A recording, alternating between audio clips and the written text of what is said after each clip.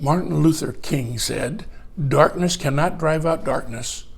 Only light can do that. And hate cannot drive out hate. Only love can do that." Ooh, great thought. So I wrote a song. Don't worry, I'm not going to sing it for you. But the lyric could be important, so listen. Add a little hope, add a little peace, add a little joy, but that's not all. You got to add a little faith, add a little truth, add a little love. That's still not all. You got to add a little note to someone's song by filling out the chord.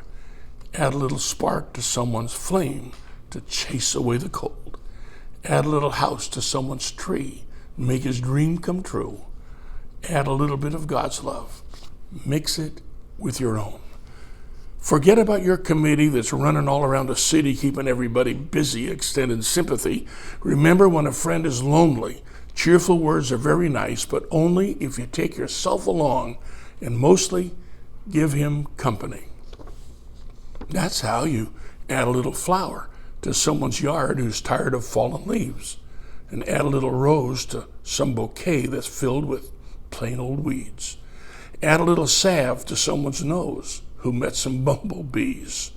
Add a little bit of God's love and mix it with your own. Now, when your fellow man is hurting, it's so easy to go on shirking with some happy words we think are working, like, "God sure loves you." Those words aren't enough to gladden any heart that's really saddened until you show your love by adding, "Brother, sister, I do too." That's how you add a little sweet to someone's tea who's tired of bitterness. Add a little sun to someone's day who's tired of cloudiness. That's how you add a little push to someone's car who's tired of honking horns. Add a little bit of God's love. Mix it with your own. You don't need a lot to spare except a smile to show you care, and brother, that's enough to share if it helps somebody live. Remember this very clearly.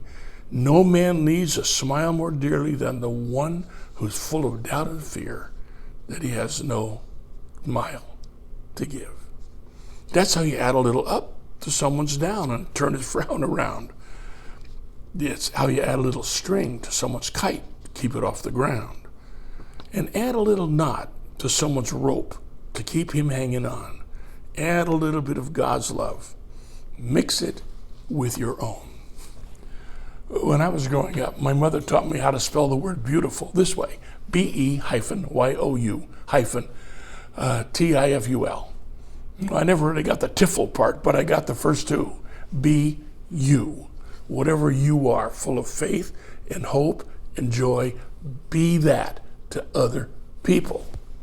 When Julie, who's my firstborn, was in middle school in San Diego, I read in the paper one day that 17 students on her campus were arrested for possession of narcotics. That's terrible. The next day I read 24 more students on that campus arrested for possession. So at dinner that night I asked, "Julie, do you know any of these kids?" She said, "Oh yeah, they're all my best friends." Brother, words no father ever wants to hear. I said, "Let's talk after supper." She said, "Okay." So we went to the den, we sat down.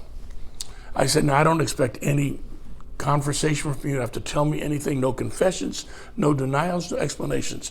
Just let me talk to you." And I went through my daddy words about drugs and the danger, how you could lose your mind, your life, even your soul. I finished.